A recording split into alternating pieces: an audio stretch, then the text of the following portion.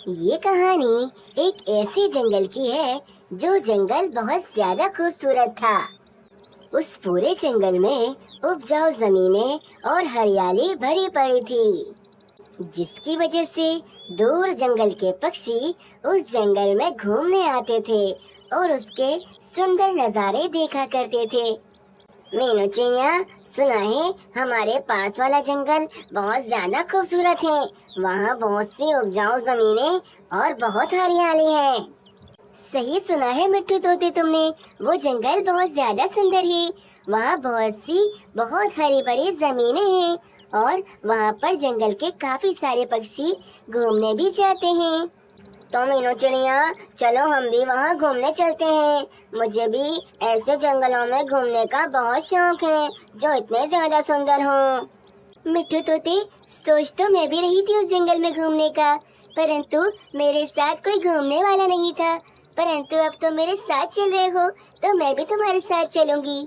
फिर मीनू चिड़िया और मिट्टू तोता हरी बाग जंगल में जाने के लिए निकल जाते हैं। कुछ देर तक सफर करने के बाद वो दोनों उस सुंदर जंगल में पहुंच जाते हैं। अरे वाह मीनू चिड़िया, जैसा सुना था ये जंगल तो उससे भी ज्यादा खूबसूरत है। यहाँ के खेत कितने हरे भरे हैं। हाँ मिट्ठू, इस जंगल की खूबसूरती ने तो मेरा मन ही मोहित कर लिया है। वे दोनों पक्षी बातें कर रहे थे, तभी उनके कान में एक कौवे की आवाज पड़ती है। ले लो, एंटीक कैमरा ले लो। ऐसा कैमरा आपको कहीं नहीं मिलेगा। कौवे की आवाज सुनकर दोनों पक्षी कौवे के पास आकर बैठते हैं। अरे कौवी, तुम इस कैमरे को बेच रही हो, परंतु ये कैमरा तो बहुत पुराना लग रहा है। तुमसे कैमरा कौन खरीदेगा? चिड़िया, तुम इस कैमरे के बारे में क्या जानती हो? ये बहुत पुराने जमाने का मेरे दादाजी का एंटीक कैमरा है। अभी इसकी बाजार में कीमत पूरे 2.25 लाख है। परंतु अगर तुम मुझसे कैमरा खरीदती हो तो मैं तुम्हें सिर्फ 10,000 में दे दूंगी। अरे क्या, 2.25 लाख का कैमरा तुम 10,000 में क्यों दे रही हो? अरे क्योंकि हमारे जंगल में जो भी पक्षी घूमने के लिए आते हैं, हम उनसे ज्यादा मुनाफा वसूल नहीं करते। अरे वाह, ये तो बहुत अच्छी बात है। जैसा जंगल खूबसूरत है वैसे ही पक्षियों के दिल भी बहुत खूबसूरत हैं। मुझे ये कैमरा लेना है। फिर मिट्टू तोता वे 10,000 रुपए की पोटली कौवी को दे देता है और उससे कैमरा ले लेता है। फिर रानी कौवी वे पैसे लेकर वहाँ से अपने घर चली जाती है। अरे आओ आओ रानी, आज किसको कितने का चूना लगा कर आई हो? अरे कालू, आज तो पूछो ही मत। एक बेवकूफ चिड़िया और तोते को मैंने आज सही से चूना लगा दिया। तुम्हें याद है ना, वो जो तुम एक खराब सा कैमरा उठा कर ले आए थे पूरे 2 रुपए का, उस कैमरे को मैंने पूरे 10,000 रुपए में बेच दिया और वो तोता खुशी खुशी वो कैमरा ले भी गया। तुम्हारे दिमाग का जवाब नहीं रानी, तुम ऐसे ही बस काम करती रहो, हमारा घर तो बहुत अच्छा चलता रहेगा। अगले दिन मीनू चिड़िया और मिट्टू तोता उस कैमरे को बेचने के लिए जाते हैं। अरे हमें ये कैमरा बेचना था। बाजार में इस कैमरे की कीमत पूरे 2.25 लाख रुपए है। परंतु मुझे अगर तुम 20,000 भी दे दोगे इस कैमरे के तो मैं खुशी खुशी लेकर चला जाऊंगा। अरे तुम्हें किसने बेवकूफ बना दिया? ये कैमरा 2 रुपए का भी नहीं है, बल्कि ये कैमरा तो भंगार में जाएगा। लगता है तुम्हें किसी ने सही का चूना लगा दिया है। अरे बाप रे, इसका मतलब उस कौवे ने हमें 10,000 का चूना लगा दिया और हमें बेवकूफ बना दिया। अरे अब बैठे क्या हो? जाओ और जाकर उस जंगल के मुखिया से शिकायत करो। जिन पक्षियों ने तुम्हें चूना लगाया है अब वही तुम्हारे पैसे वापस दिला सकता है। हाँ मीनू चिड़िया, चलो हम उस जंगल के मुखिया के पास चलते हैं। फिर क्या था, दोनों पक्षी दोबारा से उस जंगल में पहुँचते हैं। कुछ ही देर में दोनों ही मुखिया के घर पर पहुँच जाते हैं। मुखिया जी, आपके जंगल की एक कौवे ने मुझे चूना लगा दिया। इस भंगार के कैमरे को मुझे पूरे 10,000 रुपए में बेच दिया, जबकि बाजार में इसकी कीमत कोई 10 रुपए भी नहीं दे रहा। अरे क्या, मैं जानता हूँ उस कौवी को। ये जरूर उस रानी कौवी का ही काम होगा। वो ही इस जंगल में ऐसे दुष्ट काम करती है और सभी पक्षियों को परेशान करती है। तुम चिंता मत करो, मैं तुम्हारा ये काम करवा दूंगा। हाँ मुखिया जी, ये कैमरा उस कौवे के मुंह पर मारना। हाँ, तुम चिंता मत करो, मैं ये कैमरा उसके मुंह पर मारूंगा। परंतु इस काम के लिए तुम्हें मुझे 5,000 देने होंगे, क्योंकि इस जंगल में कुछ भी काम पैसों के बगैर नहीं होता है। अरे ठीक है मुखिया जी, ये 5,000 रुपए आप रख लो। कम से कम मेरे 5,000 रुपए तो और बच जाएंगे। फिर मुखिया उन दोनों पक्षियों को लेकर उस कौवे के घर में पहुंचता है। मुखिया वो कैमरा उठाकर कौवे के मुंह पर मारता है। ये लो भाई, तुम्हारा काम हो गया। अब मैं चलता हूँ यहाँ से। अरे मुखिया जी, परंतु हमारे पैसे तो हमें मिले ही नहीं। अरे वाह, पैसे लौटाने की बात कब हुई थी? बात तो सिर्फ ये हुई थी कि मुझे इस कौवे के मुंह पर कैमरा मारना है, जो मैंने मार दिया है। मेरा काम हो गया है, अब तुम दोनों यहाँ से चले जाओ। अरे बाप रे, लगता है इस जंगल में सभी के सभी पक्षी ऐसे ही हैं। जो पक्षी यहाँ पर आते हैं उन्हें लूट लेते हैं। चलो मिट्टू यहाँ से, यहाँ पर रहने का कोई फायदा नहीं है। फिर क्या था, वे दोनों पक्षी उदास होकर उस जंगल से वापस चले जाते हैं। उसी जंगल में एक बादल भी रहता था, जिसका नाम बबलू बादल था। वह रोज यही देखता था कि जंगल के पक्षी सभी पक्षियों को बेवकूफ बनाते थे। अरे बस, अब तो बहुत हो गया। ये सब पक्षी बहुत ज्यादा दुष्ट हैं। इनको इतनी सब कुछ मिला हुआ है, उसके बाद भी इनकी लालच खत्म नहीं होती और दूसरे जंगल के पक्षियों को ये कितना बेवकूफ बनाते हैं। परंतु अब बस बहुत हो गया। अब मैं इन सबको सबक सिखा कर ही रहूंगा। सूरज, तुम्हें मेरा एक काम करना होगा मेरे दोस्त। ये जंगल के पक्षी, इनके पास जो कुछ भी है ये इन सब के लायक नहीं है। तुम इस जंगल में इतनी गर्मी करो कि इनके पास जो कुछ भी है वो सब कुछ खराब हो जाए, इनके अनाज सड़ जाए और इनके पूरे खेत सूख जाएं। तुम चिंता मत करो मेरे दोस्त, तुमने जैसा कहा है बिल्कुल वैसा ही होगा। फिर क्या था, सूरज उस जंगल में गर्मी का तूफान ले आता है और देखते ही देखते उस जंगल की सारी नदियाँ सूख जाती हैं। उस जंगल के सारे हरे भरे खेत बिल्कुल सूख जाते हैं। अब उस जंगल में सब कुछ खत्म हो चुका था। पक्षियों का अनाज भी पूरी तरह से सड़ चुका था। अरे ये क्या हो गया कुछ दिनों में? पहले तो हमारा जंगल इतना अच्छा था कि हमें किसी चीज की कमी नहीं थी, परंतु अब हमारे पास जो कुछ भी था सब कुछ बर्बाद हो गया। मुखिया जी, बुरा मत मानना, परंतु मुझे लगता है हम जो यहाँ पर आने वाले पक्षियों के साथ धोखा करते थे उसकी सजा ही हमें मिल रही है। हाँ, तुम ठीक कह रहे हो। कुछ दिनों से मैं भी यही सोच रहा हूँ। सोचता हूँ कि जिसके साथ मैंने धोखा किया है उससे जाके माफी मांग लूँ। क्या पता तभी हमारे जंगल के हालात बेहतर हो जाएं। हाँ मुखिया जी, चलिए मैं भी आपके साथ माफी मांगने के लिए तैयार हूँ। फिर क्या था, उन दुष्ट पक्षियों को अकल आ जाती है और वो मीनू चिड़िया और तोते के पास पहुंचकर उनसे अपने किए की माफी मांगते हैं और उनके 10,000 रुपए भी वापस लौटा देते हैं। कुछ दिनों में बादल देखता है कि अब वो पक्षी पहले जैसे सुधर गए हैं और अब किसी के साथ बुरा नहीं कर रहे। तो वह सूरज से कहता है कि अपनी गर्मी को वापस से कम कर दे। गर्मी का तूफान खत्म होते ही उस जंगल में दोबारा से हरियाली हो जाती है और उस जंगल के पक्षी दोबारा से खुशी खुशी रहने लगते हैं। बहुत समय पहले की बात है, एक जंगल में सोनू चिड़ा अपनी पत्नी मीनू चिड़िया और अपनी बेटी के साथ रहा करता था। सोनू चिड़े, आखिर ऐसा कब तक चलता रहेगा? अब तो गुड़िया भी बड़ी हो रही है और हमें उसकी शादी करानी है और हमारे पास बिल्कुल पैसे नहीं है। तुम चिंता मत करो मीनू चिड़िया, मैं दिन रात अपने खेत में काम करूंगा और फिर इतने पैसे जमा कर लूंगा कि अपनी बेटी की शादी आराम से कर सकूं। अरे सोनू चिड़े, परंतु तुम्हारे दिन रात खेत में काम करने का कोई फायदा नहीं होने वाला, क्योंकि तुम्हारी सारी कमाई तो वो उल्लू सेठ आकर ले जाता है।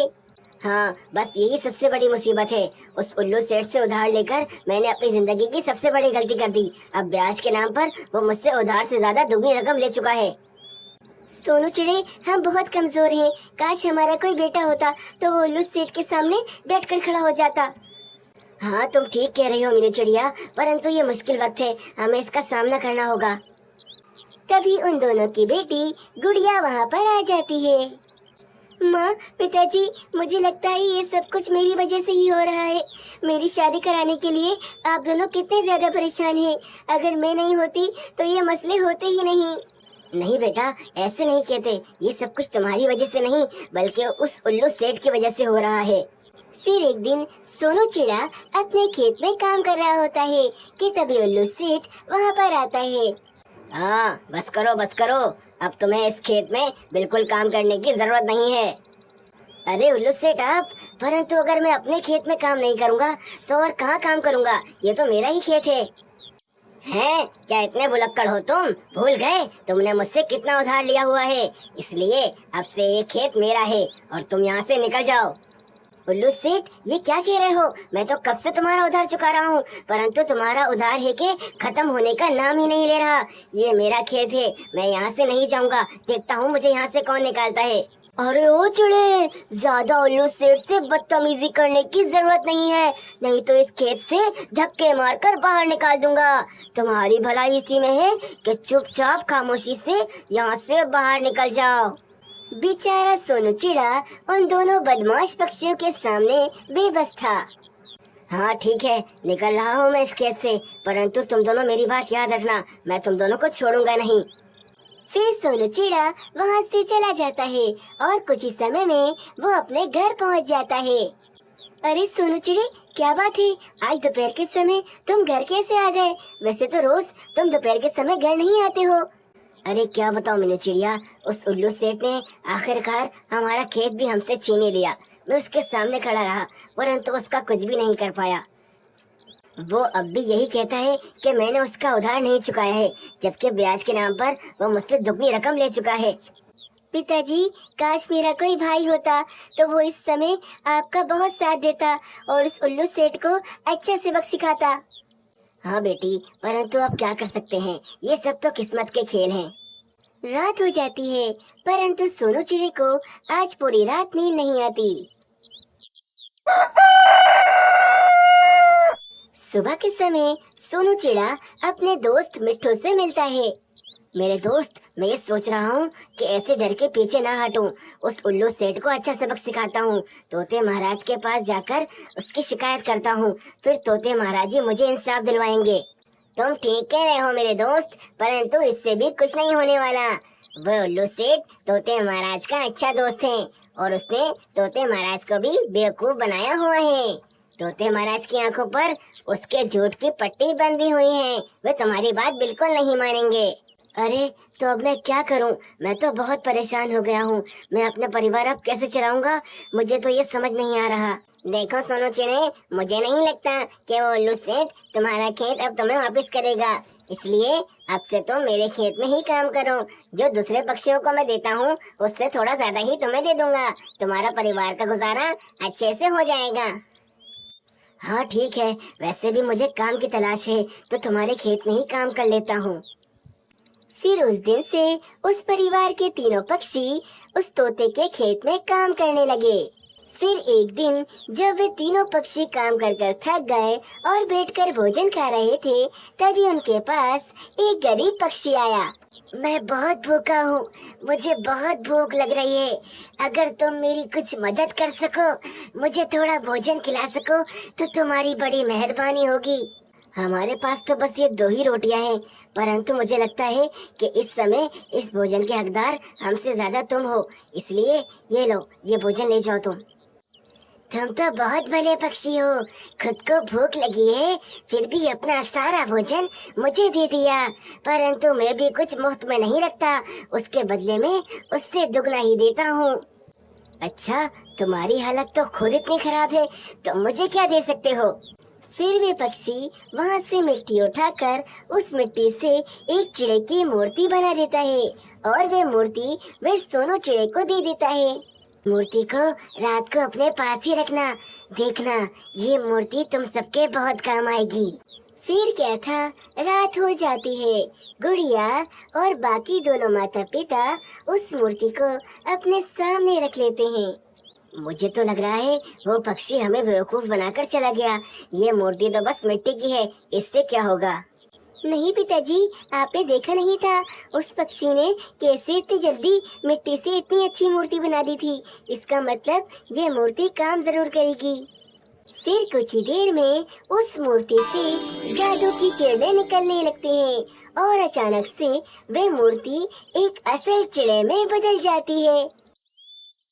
माँ, पिताजी, आज से मैं आप लोगों का बेटा हूँ और मैं आपको वरदान के तौर पर मिला हूँ। अरे वाह, मैं कब से चाहती थी कि मेरा कोई भाई हो। अब मेरा भाई है, अब मुझे किसी से डरने की कोई जरूरत नहीं है। हाँ पिताजी, और मैं ये भी जानता हूँ कि उस उल्लू सेठ ने कैसे आपको डराकर आपके खेत पर कब्जा कर लिया है। मैं उस उल्लू सेठ को अब नहीं छोड़ूंगा। फिर क्या था, अगले ही दिन सोनू चिड़ा अपने बेटे को लेकर उसके खेत में पहुंच जाता है। उल्लू सेठ वहां पर पहले से मौजूद था। अरे, अब ये क्या नाटक है? ये अब तुम किसको लेकर इस खेत में आ गए हो? मैं इनका बेटा हूँ और ये मेरे पिताजी हैं। अरे, ये बेटा कहाँ से आ गया? मैंने जहाँ तक सुना था तुम्हारा तो कोई बेटा नहीं था, और अब अचानक से ये बेटा कैसे निकल आया? जब किस्मत मेहरबान होती है तो ऐसे ही होता है उल्लू सेठ। देखो उल्लू सेठ, बहुत परेशान कर लिया तुमने मेरे पिताजी को, परंतु अब बस बहुत हो गया। अब मैं आ गया हूँ और अब तुम इज्जत से इस खेत को खाली कर दो और यहाँ से चले जाओ। पहले अपने बाप से बोलो कि मेरा सारा उधार चुकाए, तभी मैं ये खेत आजाद करूँगा। देखो उल्लू सेठ, मेरे पिताजी तुम्हें तुम्हारा सारा उधार वापस कर चुके हैं, जो तुम ब्याज के नाम पर वसूलते रहे हो। और अगर अब 5 मिनट के अंदर अंदर तुमने मेरा खेत खाली नहीं किया तो फिर तुम अपनी टांगों पे जाने के काबिल भी नहीं बचोगे। अरे ओ, ज्यादा पहलवान बनने की कोशिश मत कर। ये खेत हम खाली नहीं करेंगे, जो करना है कर ले। सोनू चिड़े के बेटे में जादुई ताकतें थी। फिर क्या था, वे उन दोनों की सही से पिटाई करता है और काफी मार खाने के बाद वे दोनों वहाँ से दुम दबाकर भाग जाते हैं।